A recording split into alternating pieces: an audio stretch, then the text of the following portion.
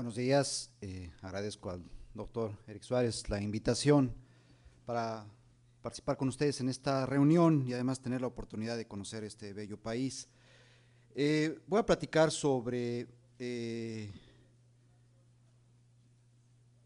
estudio Carmela, que fue un estudio que se realizó en 7 ciudades latinoamericanas y adaptado la presentación a algunos aspectos metodológicos en el diseño de estudio en hispanos. Y el estudio Carmela, como un ejemplo de este tipo de estudios multicéntricos en países latinoamericanos. El estudio Carmela fue un estudio realizado por la Fundación Interamericana del Corazón y la Sociedad de Hipertensión Latinoamericana, y es un acrónimo sobre el estudio de múltiples factores de riesgo cardiovascular en Latinoamérica. El estudio Carmela estaba dirigido a evaluar la prevalencia de los factores de riesgo y su asociación en 7 ciudades latinoamericanas, que fueron Barquisimeto en Venezuela, Bogotá en Colombia, Buenos Aires en Argentina, Lima, Perú, la Ciudad de México en México, Quito en Ecuador y Santiago de Chile. A la vez se evaluó el grosor de la arteria, del espesor miointimal de la arteria carótida interna y su relación con los factores de riesgo cardiovascular estudiados, y finalmente el tratamiento y la adherencia de los factores de riesgo cardiovascular en estas poblaciones. ¿Cuáles son los aspectos del diseño metodológico que tuvimos en cuenta en el diseño del estudio Carmela y que se aplican pues a los estudios en poblaciones hispánicas hispanas y en realidad a cualquier proyecto de estudio epidemiológico? Y creo que gran parte del reto metodológico en los estudios epidemiológicos está en función de la exactitud, y la exactitud centrada en 2 aspectos fundamentales: la exactitud en la inferencia y la exactitud en la medición. Y voy a desarrollar mi plática en tratar de mostrar cómo enfrentamos estos retos metodológicos en el estudio Carmela. Como ustedes saben, la exactitud en la inferencia está basada en la precisión, que es la falta de error aleatorio, y que está condicionada por 2 aspectos fundamentales: el tamaño de la muestra y la eficiencia del estudio. Por otro lado, la validez, que es la falta del error sistemático, y que comprende problemas de validez interna a través del sesgo de selección, el confounding y los sesgos de información, y finalmente la generalización de los resultados, que algunos autores llaman la validez externa de los estudios. Entonces, hablaremos ahorita sobre la exactitud en la inferencia, centrado en la precisión, como les mencionaba, el tamaño de la muestra y la eficiencia del estudio. ¿Cuáles son los retos en el tamaño, en el muestreo en las poblaciones? Bueno, el muestreo tiene que ser multietápico, tiene que tener un carácter probabilístico, y los estimadores deben estar acompañados de la medición de sus respectivos errores, ¿verdad?, en función de la estructura verdadera de la muestra, de la población de donde proviene la muestra.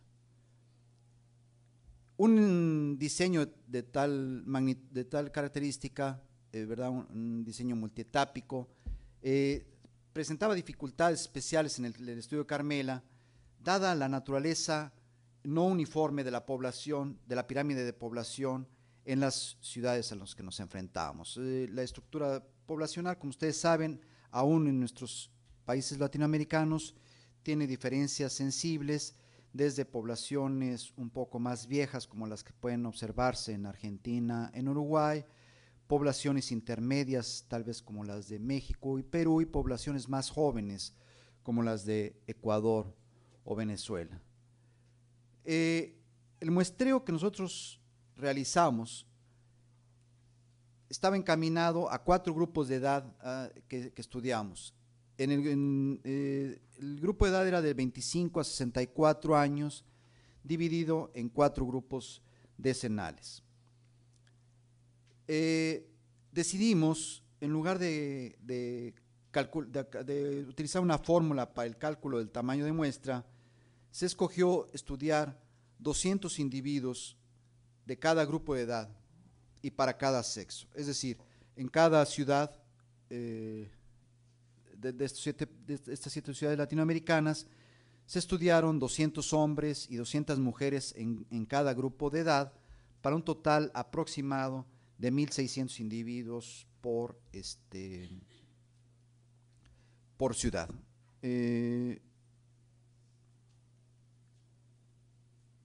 ¿Cómo hicimos el muestreo? Cada ciudad fue dividida inicialmente en estratos, y dentro de cada estrato se seleccionaron de forma aleatoria unidades primarias de muestreo. En una segunda etapa se consideró un cierto número de hogares en cada uno de los bloques seleccionados de cada uno de estos estratos, y en una tercera etapa se seleccionaron los individuos que iban a ser estudiados o incluidos en el estudio. Para el muestreo, las viviendas seleccionadas se categorizaron en 4 unidades de muestreos, en 4 categorías, y después se realizó un muestreo sistemático dentro de cada categoría. Es decir, nosotros teníamos un muestreo no equiprobabilístico, entonces se asignaron las viviendas en 4 categorías. En la primera categoría se eligieron a todos los residentes que había entre el grupo de edad blanco, entre 25 y 64 años. En la segunda categoría solamente se visitaban aquellos individuos de 35 a 64 años. En la tercera categoría, los individuos de 45 a 64, y en la última categoría, solamente los individuos de 55 a 64 años. ¿Por qué? Porque la probabilidad de encontrar un individuo más joven era mayor que encontrar a un individuo más viejo. Por eso, los individuos más viejos fueron estudiados en los 4 grupos, y se fue decreciendo en función de la edad a cada uno de los grupos, de tal forma que solamente en el primer grupo se incluían a todos los individuos en el grupo de 25 a 34 años, por ejemplo, que vivieran en esa vivienda. Con esto se lograba una estructura piramidal de acuerdo a la estructura poblacional de las ciudades. O sea, se estimó entonces la fracción muestral en cada una de las categorías, de tal forma que la probabilidad de muestreo fuera igual dentro de cada grupo por edad y sexo.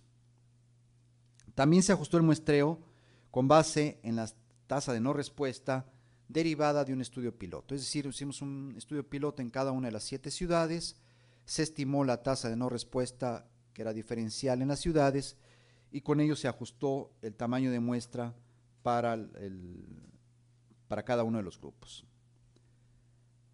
En cada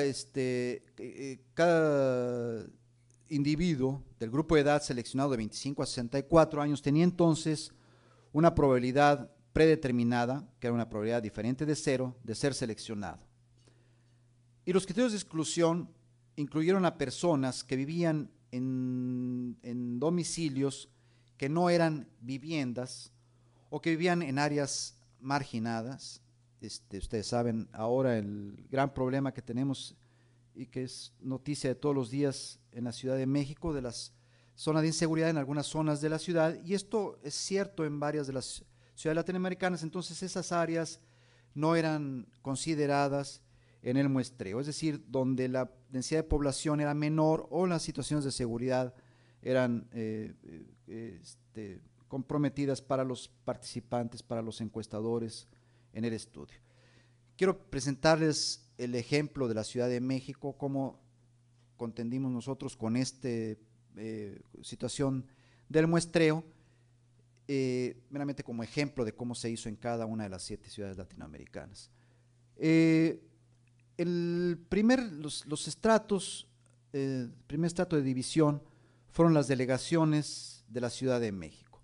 La Ciudad de México está dividido en 16 delegaciones, que son las que tienen ustedes aquí en la diapositiva, de las cuales se incluyeron estas 9 delegaciones. De acuerdo a los criterios previamente establecidos, fueron incluidos estas 9 delegaciones y se excluyeron estas 7 delegaciones. ¿Y por qué estas 7 delegaciones? Bueno, algunas delegaciones como Coajimalpa, Milpalta, Tláhuac o Xochimilco son zonas semirurales en la Ciudad de México, donde la densidad de población es mucho menor. ¿En qué afectó esto? Bueno, esta es la parte de la Ciudad de México que fue incluida, la que está en rojo, y en amarillo la parte de la Ciudad de México que no fue incluida. Y uno pareciera que esta zona es muy grande, sin embargo, cuando uno ve la población incluida de la Ciudad de México dentro de este grupo de edad, bueno, este grupo consideraba cerca de poquito más de 3 millones de individuos, mientras que la zona no considerada era un poquito más de 1 millón de individuos. Es decir, con este proceso de selección, estábamos incluyendo a 3/4 partes de la población de la Ciudad de México, con lo cual nosotros nos sentíamos bastante tranquilos, pues, de estar teniendo un buen muestreo. En la segunda etapa se usaron las áreas geostadísticas básicas.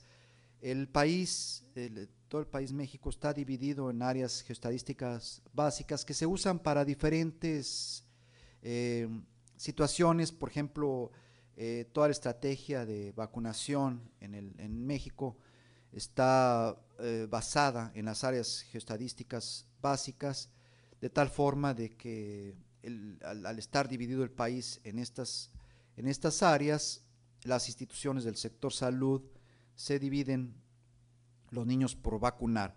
Y estas áreas estadísticas básicas se usan en otros muestreos, por ejemplo, las encuestas nacionales de salud son basadas en las áreas geostadísticas básicas.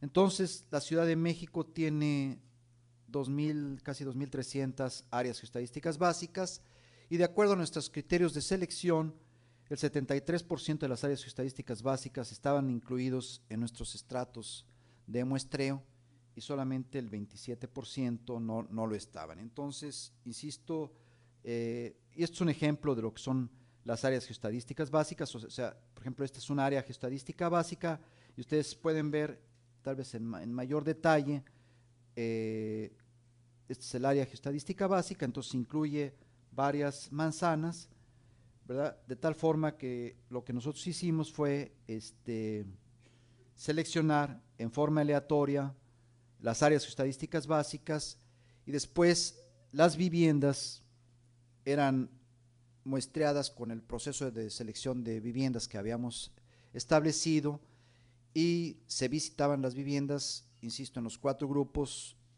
previamente considerados, y entonces se iba a la vivienda y se invitaba a todos los habitantes de la vivienda a participar en el estudio. Se les citaba a un centro de estudio donde los sujetos acudían para la toma de muestras de sangre, mediciones antropométricas y aplicación de un cuestionario.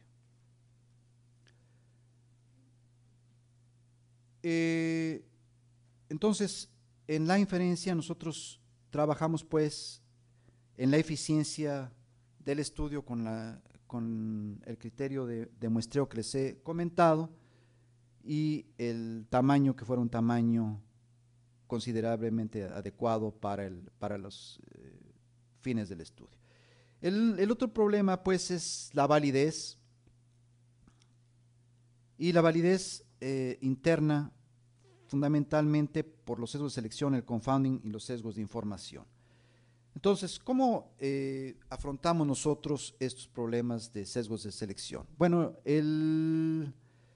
a través de la selección aleatoria, con un diseño probabilístico multietápico, de tal forma, como les había mencionado antes, que cada individuo tuviera una probabilidad predeterminada de entrar en el estudio y fuera una probabilidad diferente de cero y similar para todos los participantes en el estudio. Había una corrección del tamaño de muestra que nos permitió recluir a sujetos adicionales con el fin de compensar los grupos menos representados, es decir, los grupos de edad más viejos dentro del estudio eran compensados desde el punto de vista probabilístico con el muestreo que habíamos seleccionado. Por supuesto hay un sesgo residual en este tipo de estudios y es algo que uno tiene que considerar en los estudios epidemiológicos. El sesgo de no respuesta, ¿verdad? Nosotros finalmente compensamos el tamaño de muestra, pero las características de la población que no participa, uno debe de asumir que son similares a las características de la población que está participando. Y el otro sesgo residual es la inclusión de sujetos con mayores probabilidades de estar en casa al momento de la entrevista. Esto lo compensábamos nosotros de alguna manera invitando a todos los habitantes de la vivienda, independientemente de que estuvieran o no presentes al momento en que se visitaba el domicilio, es decir, se les citaba a todos los habitantes al centro de estudio, de tal forma que, bueno, acudía el esposo, la esposa y el hijo, en el caso de que esto fuera, a nuestro centro de estudio. Pero finalmente es un sesgo residual que hay que tener en consideración. ¿Cómo manejar el confounding? Bueno, a través de los criterios de restricción y controlándolo en el análisis multivariado que se realizó al final del estudio. Y el sesgo de información está presente con los errores de clasificación y bueno, para ello lo que nosotros hacemos pues es tener criterios adecuados de diagnóstico y entrenando a los entrevistadores y supervisándolos. Y el error de clasificación pues es un error siempre presente en los estudios epidemiológicos y uno lo que espera, entre comillas, es que este sesgo de clasificación sea no diferencial, de tal forma que afecte menos el estudio. En cuanto a la generalización de los resultados, el diseño de la muestra permite la generalización y el buscar una mayor exactitud tanto en la medición como en la inferencia es lo que apoya la generalización de los resultados. Entonces, hemos visto pues la exactitud en la inferencia y en la medición. En la medición, los problemas de validez y de confiabilidad y cómo afrontar los problemas de validez y confiabilidad en los estudios epidemiológicos. Bueno, una forma de afrontarlos es definir adecuadamente los padecimientos a los cuales nos estamos estudiando. Por ejemplo, en nuestro caso, se definió diabetes como la presencia de una glucosa en ayuno igual o superior a 7 milimolas por litro, o cuando el individuo se identificaba a sí mismo como portador de diabetes, y alteraciones de la glucosa en ayuno cuando la glucosa en ayuno era mayor o igual a 6.1 o menor a 7 milimolas por litro.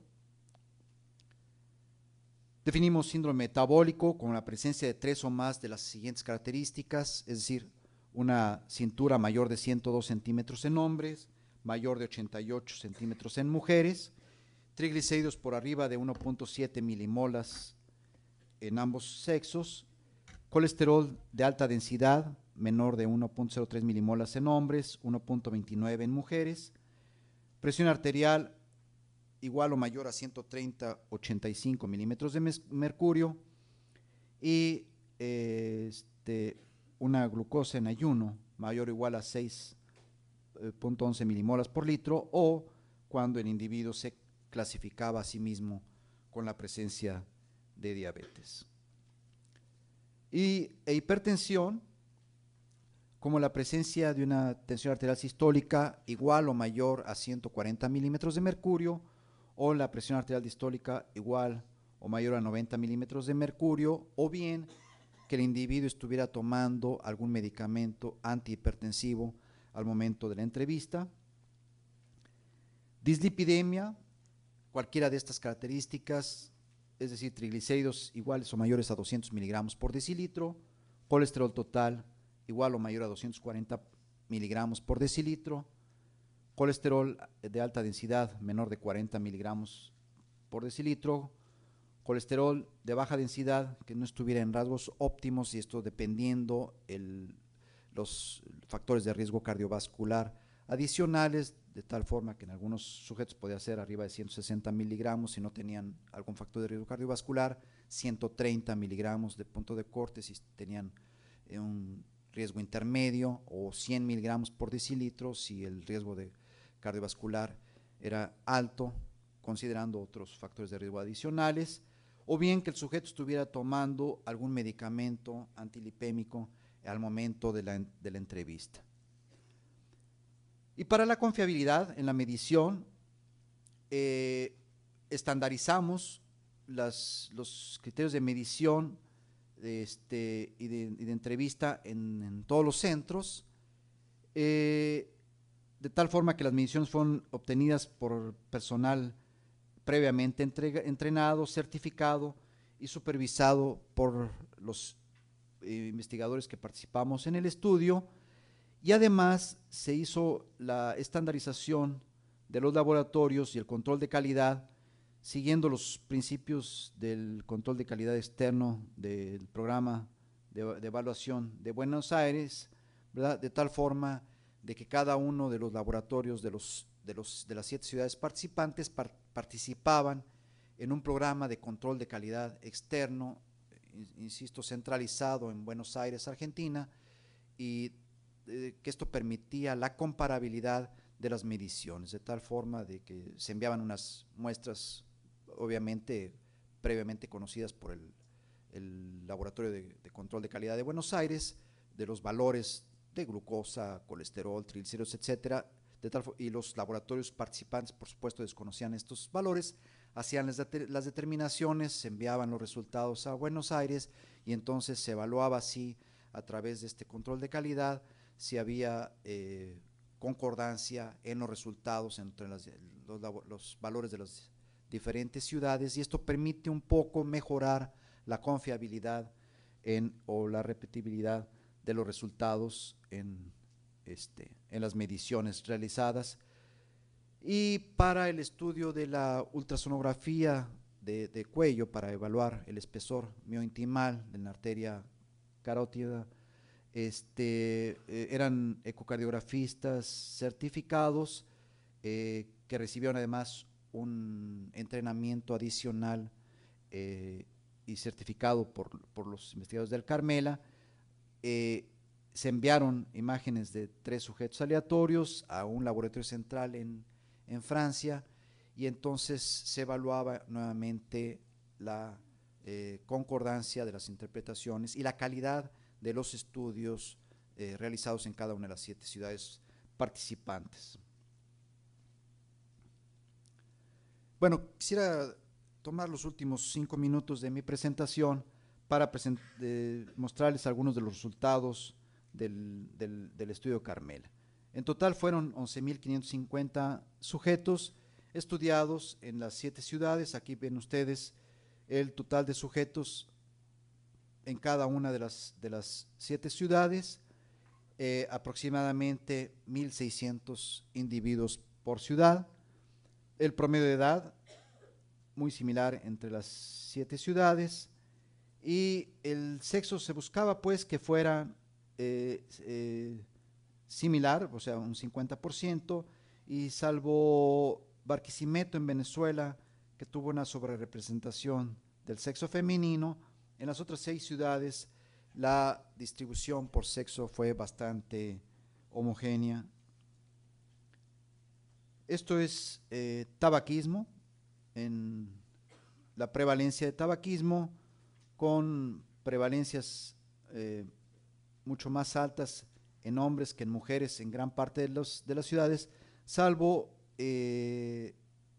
ciudades como Buenos Aires y Santiago, que están en una etapa avanzada de la epidemia de tabaquismo. Algunas otras ciudades están en una etapa intermedia, como es México, lo que llaman el estadio 2, la Organización Mundial de la Salud, y otros están en una etapa muy inicial de la epidemia de tabaquismo, como es Quito en Ecuador, con un diferencial entre hombres y mujeres muy grande. Este diferencial por género de alguna manera representa la etapa de la epidemia de tabaquismo en la que se encuentra cada una de las ciudades.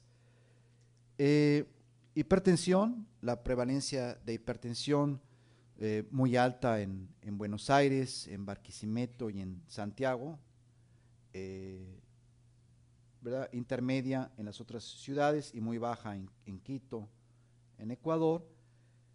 La prevalencia de hipercolesterolemia, ¿verdad? 20%, 18%, 16% en la Ciudad de México. La prevalencia de diabetes, ¿no? En donde en la Ciudad de México es una de las prevalencias más altas en Latinoamérica y una de las más altas en varios países desafortunadamente, y prevalencia es muy baja en Lima. Estos son algunos de las características asociados con la prevalencia de diabetes en el estudio. Lo que ustedes ven son las variables, y del lado derecho, aunque no lo dice, son razones de momios obtenidas de un análisis multivariado. Entonces ustedes pueden ver cómo a medida que aumenta la edad, el riesgo de tener diabetes se va incrementando, ¿verdad? De tal forma que este grupo de edad, comparado con el de referencia, que es de 25 a 34 años, tiene 3.5 veces más riesgo de tener diabetes al momento del estudio, un poco mayor la prevalencia en mujeres que en hombres, relacionadas con el espesor miointimal, un exceso de riesgo del 52% en el tercil superior, relacionado con obesidad abdominal, un exceso de riesgo del 44%, con hipertensión, obesidad a través del índice de masa corporal,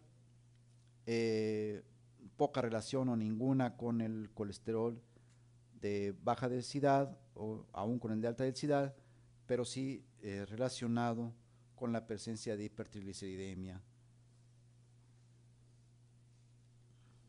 Esto es obesidad, y nuevamente la Ciudad de México con una de las prevalencias más altas, casi la tercera parte de los adultos estudiados tiene algún grado de obesidad, es decir, un índice de masa corporal superior a 30 kilogramos por metro cuadrado, pero las prevalencias en otras ciudades no son nada despreciables. Tal vez una de las más bajas era de Quito, Ecuador, con el 16%. Síndrome metabólico, casi uno de cada 4 individuos en Barquisimeto o en la Ciudad de México con síndrome metabólico, uno de cada 5 individuos en Bogotá y en Santiago con síndrome metabólico. El espesor de la íntima media de la arteria carótida, relacionado con el número de componentes del síndrome metabólico. Ustedes pueden ver que a medida que estos 1, 2, 3, 4, 5 componentes, si les recuerdo, los componentes del síndrome metabólico son triglicéridos altos, colesterol de alta densidad, HDL bajo, presión arterial alta, la presencia de obesidad abdominal a través de la cintura y la presencia de hiperglucemia.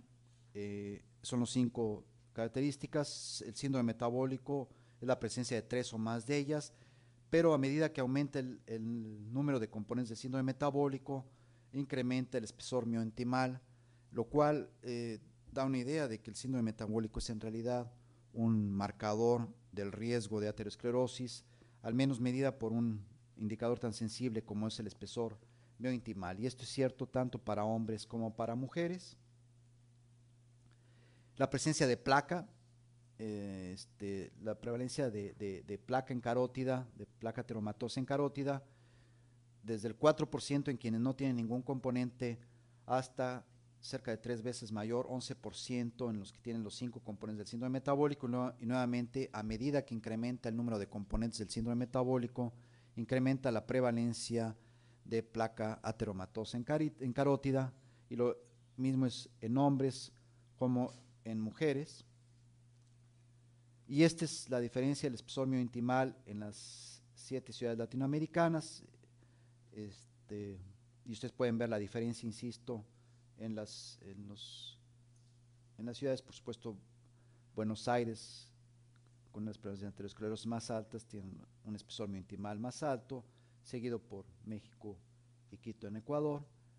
Y esta es la prevalencia de la calificación de Framingham de alto riesgo cardiovascular y por supuesto pues una clasificación alta en varias de las ciudades, destacando pues Buenos Aires, Quito, México y Santiago.